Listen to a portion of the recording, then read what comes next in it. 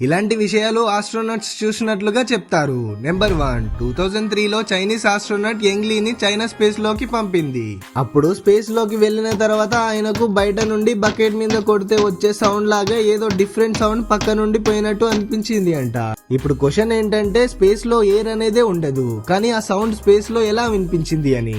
Number 2, మీకు తెలుసు కదా అపోలో 11 మిషన్ అప్పుడు లైవ్ ఇచ్చారు అని. అప్పుడు నీల్ ఆర్మ్స్ట్రాంగ్ చంద్రుడిపై ల్యాండ్ చేశారు, కానీ మిషన్ జరుగుతున్న టైంలో ఒక విషయం లైవ్ గా చూపించలేదు. స్పేస్ క్రాఫ్ట్ చంద్రుడిపై ల్యాండ్ అయినప్పుడు నీల్ ఆర్మ్స్ట్రాంగ్ తో నాసాకి 2 మినిట్స్ పాటు సిగ్నల్ కనెక్షన్ పోయింది. తర్వాత రీసెర్చర్స్ అండ్ నాసా వాళ్ళు కలిసి కనెక్షన్ బ్యాక్ తీసుకొచ్చారు, కానీ ఆ 2 మినిట్స్ లో నాసా వాళ్లకు వినిపించిన వర్డ్స్ కి షాక్ అయ్యారు. Neil Armstrong they are on the edge of the crater, they are watching us అని అన్నాడు అని చాలా రూమర్స్ వచ్చాయి. బట్ వాళ్ళు ఎవరు అప్పుడు నిజంగా ఏలియన్లను చూసాడా లేక ఇంకా ఏం చూసి అని ఉంటాడు అనేది ఎవరికీ తెలియదు.